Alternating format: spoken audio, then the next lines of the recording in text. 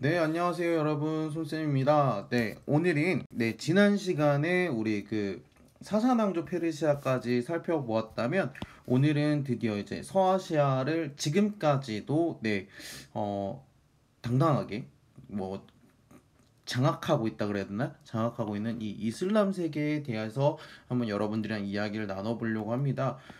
세계에 여러 가지 종교들이 있죠. 세계에 여러 가지 종교들이 있는데, 뭐, 크리스트교가 있을 것이고, 그 다음에 힌두교가 있을 것이고, 그 다음에 불교가 있을 것이고, 요 순서대로 이제 전 세계에 믿는 종교의 그 신도들이 많다라고 하는데, 두 번째 당당하게 있는 게 바로 이 이슬람교 세력이에요. 한 약 18억 정도 있다라고 하는데, 이 18억의 인구를 이제 규합하고 하나로 묶을 수 있었던 그 상황, 그런 배경이 되는 것이 아마 오늘의 이야기라고 여러분들 생각하시면 될 것 같아요. 그래서 오늘 여러분들 성취 기준 보시면 이 이슬람교 중심으로 이슬람 세계가 어떻게 형성되고 확장되었는지를 여러분들이랑 같이 이야기를 한번 풀어서 한번 살펴보려고 합니다. 오늘 수업도 어떻게 보면 굉장히 요 단원에서 중요하게 받아들여지는 그런 단원이라고 볼 수 있으니까요. 간단하게 또는 좀 더 자세하게 살펴보려고 합니다. 그 중에서도 오늘은 여러분들 학습지 보시면 굉장히 양이 많을 거예요. 그래서 굉장히 양이 많아서 뒤에 있는 맨 마지막에 있는 사회와 문화 부분은요, 그 다음 차시에 간단하게 정리하는 걸로 하고요. 오늘 같은 경우에는 딱 그 왕조의 어떤 변화가 있었는지를 중심으로 볼 겁니다. 그래서 오늘 요 15차시 같은 경우에는 1차시와 2차시가 나누는데 그 중에 오늘은 1차시 이야기를 한번 여러분들이랑 살펴보려고 합니다. 그럼 수업 시작할게요. 네, 첫 번째로 이슬람교가 어떻게 성립되었는지를 한번 여러분들이랑 살펴보려고 합니다. 때는 우리 지난 시간에 봤던 요 사사낭조 페르시아부터 본다라고 여러분들 생각하시면 될 것 같아요. 왜냐하면은 사사낭조 페르시아까지만 하더라도 여기 이 아라비아 반도는 그냥 이런 땅이었어요. 그래서 그냥 그저 오아시스를 중심으로 농업이랑 유목에 종사했는데 6세기 후반에 들어와서 사사낭조 페르시아, 여기 있는 사사낭조 페르시아와 비잔티움 제국이 여기서 굉장히, 우리 지난 시간에 뭐 에데사 전투도 봤지만 대립하는 모습을 보입니다. 그러다 보니까 이 길로 갈 수가 없는 거예요. 여기로 바로 이렇게 왔다 갔다 할 수가 없는 거죠. 그러다 보니까 자연스럽게 새로운 교통로가 등장을 하면서 이 아라비아 반도 주변에 교역로가 새롭게 발달하기 시작합니다. 그러면서 여러분들 뭐 지도에도 나와 있겠지만, 옆에 여러분 학습지 보시면 지도 나와 있겠지만, 뭐 메디나라든지 또는 메카 같은 도시들이 발달을 합니다. 그러면서 여기가 상업도시로서 발전을 하다 보니 일부 귀족들이 부를 독점하고 빈부격차 당연히 발생하겠죠. 그리고 부족 간의 전쟁이 굉장히 점점 많아지는 모습을 살펴볼 수 있습니다. 그래서 이슬람교의 등장 그 시작은 사사낭조 페르시아 때부터였다라고 여러분들 기억하시면 될 것 같아요. 네, 그러다 보니까 이제 거기에서 이제 이슬람교라는 게 이제 종교가 등장을 하게 되는데, 성립은 무함마드가 알라를 유일신으로 하여 성립을 합니다. 그래서 뭐 유대교나 크리스트교의 영향을 받았다라고도 보는데, 교리는 뭐 우상숭배에 배격하는 건 당연하겠고요. 신 앞에서 모두가 어떻다? 그렇죠. 평등하다는 교리를 가지고 있습니다. 아까 빈부격차 뭐 이런 거 얘기했었잖아요. 그래서 평등하다는 교리가 있다 보니까 민중의 절대적인 지지를 받게 됩니다. 그러다 보니까 귀족층이 박해를 하겠죠. 왜? 평등하다고 하면은 귀족이나 평민이나 똑같다라고 하는 거니까 귀족들은 좋아할 수가 없는 거죠. 그러다 보니 박해를 피하는 헤지라라는 사건이 벌어집니다. 그래서 메카에서 메디나로 피신하는 사건이 발생하는데, 그게 바로 이 622년, 여기 이슬람력의 기원이 되는 해라고 보시면 되겠습니다. 그래서 그 메디나로 피신했던 무함마드가 이 메디나를 거점으로 교세를 확장하면서 메카까지 장악을 하면서 아라비아 반도 대부분을 7세기에 통일을 한다라고 여러분들 정리하시면 될 것 같습니다. 그래서 이슬람교 같은 경우에 5가지가 있는데, 뭐 신앙 고백, 예배, 금식, 희사 또는 메카술리 요런 5가지 등이 있었다. 그래서 지금까지도 이런 것들이 지켜지고 있다 정도만 기억하시면 될 것 같아요. 그렇게 이슬람교가 만들어집니다. 그러면서 이슬람 세계가 이제 점점 이 아라비아 반도를 중심으로 확대되어 가는 것을 이제 시대상으로 볼 겁니다.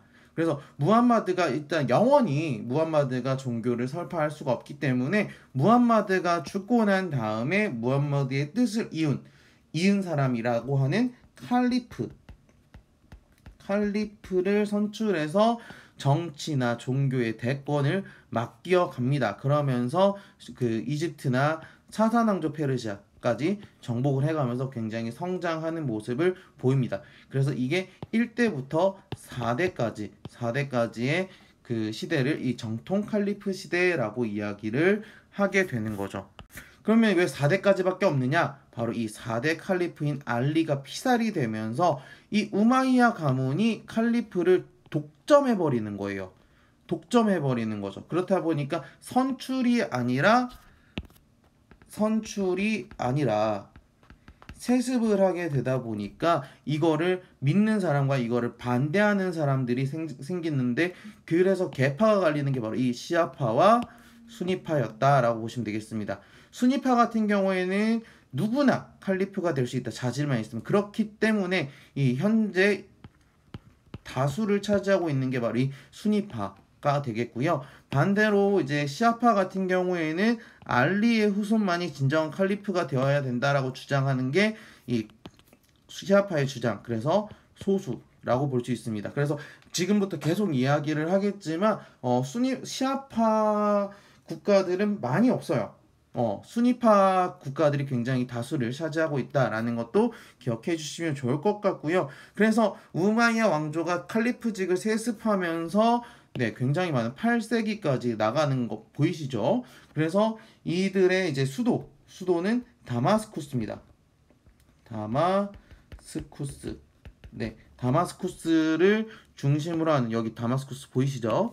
지도에 보이십니다. 다마스쿠스에 보이시면서 굉장히 많은 영토를 차지하죠. 서쪽으로 가고 동쪽으로 굉장히 넓혀가는 모습을 보여집니다. 그래서 보이시면 여기 유럽까지 차지하는 거 여러분들 잘 기억해 주세요. 유럽까지, 이베리아 반도인데요. 이 이베리아 반도까지 진출하는 우마이야 왕조였다. 그러다 보니까 아랍어를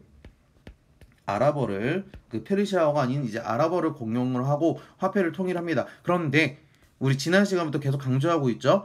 우리 융합이라 그랬죠. 융합이라 그랬는데 이 우마이야 왕조는 융합을 하지 않았다라는 것이 여기에서 보이는 특징입니다. 그러니 자연스럽게 비아랍인들의 불만을 사게 되고, 그러다 보니까 왕조라고 하지만 상대적으로 100년도 채 못 간 모습을 보이게 되는 거지요. 보이시나요? 네. 그러면서 하나만 더 여러분들 보이시면 이베리아 반도까지 진출을 했는데 가운데 지도입니다. 가운데 지도인데 그 여러분들한테는 투르푸아티의 전투라고 이야기를 합니다. 이게 732년에 있었던 전투인데 이 유럽까지 진출을 하려던 이슬람 세력을 막았어요. 어디에서? 투르와 푸아티에서. 여기는 프랑스인데요. 우리 4단원에서 보겠지만 이 프랑크 왕국에 있었던 사건입니다. 프랑크 왕국에서 있었던 사건이라고 보시면 되겠고요. 그래서 종종 자주 등장하는 주제이기 때문에 잘 기억해 주시면 좋을 것 같네요. 넘어갈게요. 그러다 보니까 이제 아바스 가문이 아까 불만이 있었다 그랬죠? 불만이 있었던 누구의? 그렇죠. 시아파의 도움을 받아서 건국을 한 것이 바로 아바스 왕조입니다. 그런데 시아파의 도움을 받았지만 왕조 자체는 수니파였다는 거. 왕조 자체는 수니파였다라는 거 기억해 주시면 좋을 것 같고요. 시아파의 도움을 받아서 건국을 하게 되고, 그러다 보니까 아랍인들만이 갖고 있는 이 특권을 폐지합니다. 평등을 강조한다는 거죠. 그래서 범이슬람 제국으로 발전했었다라고 여러분들 기억하시면 좋을 것 같습니다. 수도는 바그다드. 지금 현재 이라크의 수도인 걸로 알고 있습니다. 바그다드에 도읍을 하고요. 당과의 탈라스 전투에서 승리하면서 동서교통로를 장악합니다.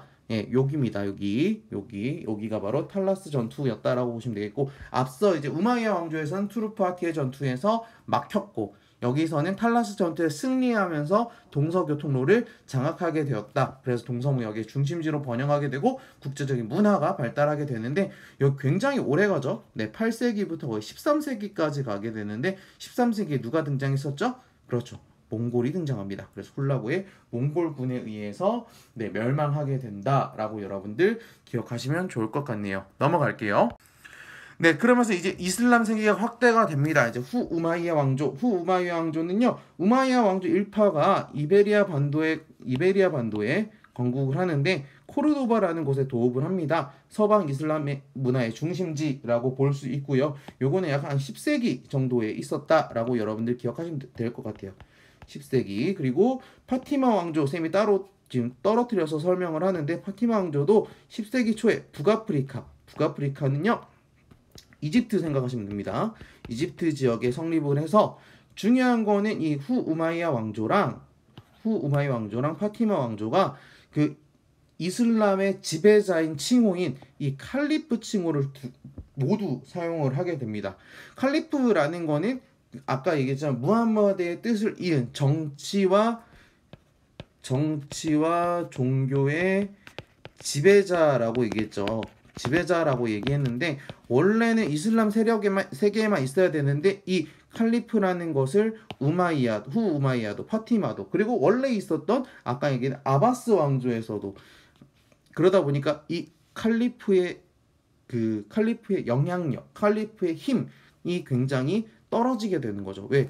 원래 칼리프는 한 사람이어야 되는데 세 사람이 됐다는 거죠. 무슨 말인지 아시겠어요? 그 칼리프를 칭호를 사용했다는 게 굉장히 영향력이 떨어지게 된다라고 보시면 될 것 같습니다. 넘어갈게요. 그러다가 10세기 중반의 족장이었던 셀주크라는 사람이 이슬람교를 개종을 하고 세력을 확대합니다. 그러면서 등장했던 것이 바로 이 셀주크 티르크입니다. 그래서 셀주크 티르크는 이제 그 아바스 왕조로 들어와서 아바스 왕조를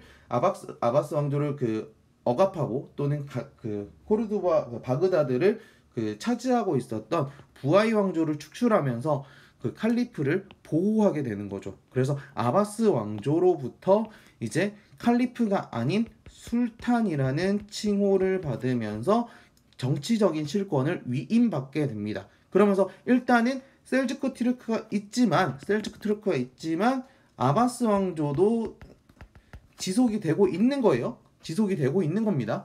그래서 아바스 왕조 안에 셀주크 티르크라는 세력이 같이 들어왔었다라고 여러분들 생각하시면 될 것 같아요. 종종 보면은 아바스 왕조는 아바스 왕조고 셀주크 티르크는 셀주크 티르크다라고 따로따로 살펴보기도 하는데요. 따로따로 이해하면은 아바스 왕조를 이해하는데 굉장히 좀 어려운 모습을 보이기도 합니다. 그래서 셀주크 티르크랑 아바스 왕조는 같이 이 시기에 같이 병존했었다라고 생각하시면 되겠고요. 그러면서 이제 지중해부터 파미르 공원에 이르는 대제국을 건설을 하고 자연스럽게 상업과 학문도 장려하게 됩니다. 그리고 나서 이제 정리가 되니까 바로 왼쪽으로 가는 거죠. 누가 있었어요? 비잔티움 제국이 있었습니다. 뭐 동로마 제국이라고도 이야기하는데, 이들을 압박을 하면서 예루살렘 소아시아를 장악을 합니다. 소아시아를 장악을 해서, 그래서 대대적인 유럽에서 십자군 전쟁을 일으키는데 큰 영향을 갖게 된다라고 생각하시면 되겠고요. 그러면서 전쟁 과정에서 이제 왕실 내분으로 쇠퇴하게 되었다는 것이 요 시기의 특징으로 볼 수 있겠습니다. 그러면서 이제 왕조들이 등장을 하면서 자연스럽게 동서 세계가 이어지는 거는 당연한 일이겠죠. 그래서 동서 세계를 이어준 이슬람 세계, 여기까지 하고 오늘 수업 마무리하도록 할게요. 자, 상업과 교육이 자연스럽게 발전할 수밖에 없습니다. 왜? 종교적으로 상업행위를 긍정을 하고요. 자유로운 상업활동 보장합니다. 왜? 이슬람 세력이 처음 등장하게 된 게 동서교통로가 막히게 되면서 새로운 개척지를 찾다 보니까 그 메카나 메디나가 발전하게 되었다라고 보잖아요. 그래서 심지어 동서교통로도 장악을 하게 되죠. 기억하시나요? 아까 아바스 왕조에서 무슨 전투 있었죠? 탈라스 전투 있었죠. 팔라스 전투하면서 동서문화의 교류를 활발하게 합니다. 그래서 바그다드라든지 코르도바는 아까 이베리아 반도에 있었던 우마이 왕조 또는 후 우마이야 왕조 이야기했었죠. 그러니까 자연스럽게 이들을 연결하는 우리 계속 얘기하는 중개무역이 굉장히 성장하게 되었다. 해로를 이용하기도 하고 육로를 이용하기도 하고 그래서 아프리카도 가고 중국도 가고 하는 모습 보이고요. 지중해, 인도양, 남중국해 그리고 심지어 고려까지 오는 그런 모습. 그래서 벽난도에서 우리나라가 코리아라고 하는 게 요런 그 교류 덕분이었다라고 얘기를 하기도 하죠. 그래서 교육품에서는 중국의 비단 도자기, 인도의 향신료와 면포, 동남아시아의 향신료까지 그리고 러시아의 모피 여러 가지 것들을 굉장히 많이 교역을 하게 된다. 그러면서 자연스럽게 여기에서 화폐 같은 것도 등장하게 되고 수표라든지 이런 것들이 등장하게 되었다 정도만 여러분들이 정리하시면 될 것 같습니다. 네, 오늘 내용 한번 정리를 해보면 계속 얘기합니다. 이슬람 세력은 뭐가 중요하다? 이슬람 세력은 그렇죠. 중개, 무역 계속 얘기합니다. 그리고 융합 얘기했습니다. 융합을 한 왕조는 오래 갈 것이고 융합을 하지 못한 왕조는 오래 가지 못할 것이다 라고 계속 선생님이 강조를 하고 있죠. 그러면서 이제 오늘 여러분들 공부했던 거 바로 이슬람교의 등장 그리고 무슨 칼리프? 그렇죠. 정통 칼리프 얘기했었고 그리고 우마이야 그리고 아바스 근데 아바스 가면서 이 우마이야가 쪼개져서 있었던 거 우마이야 쪼개져서 후 우마이야 그리고 그 다음에 파티마도 등장했었죠. 기억나나요? 파티마 그리고 셀주크 트리크까지 이야기를 합니다. 네, 이슬람교 같은 경우에는 우리 무슨 키워드가 있었죠? 기억나나요? 이슬람교 그렇죠. 무함마드라는 사람 중요하겠죠. 그리고 메카, 메디나, 그리고 헤지라 같은 것들이 있었습니다. 네. 그러다가 이제 무함마드 사후에 칼리프라는 게 등장했다라고 이야기를 했죠. 그러면서 사산왕조 페르시아를 정복했다. 사산왕조 페르시아 정복하다가 이제 4대 칼리프가 이제 피살되면서 칼리프직을 세습하게 되었다라고 얘기했습니다. 세습하게 되었고 그 다음에 아랍인 우월주의가 있었고 그 다음에 이베리아 반도까지 진출을 하면서 무슨 전투 있었어요? 투르 푸아티에 전투가 있으면서 굉장히 우마이야 세력이 거기서 한풀 꺾이고 아바스 왕조로 넘어가게 되었다라고 이야기를 했었죠. 그리고 아바스 왕조 같은 경우에는 무슨 전투가 있었어요? 탈라스 전투 있었죠.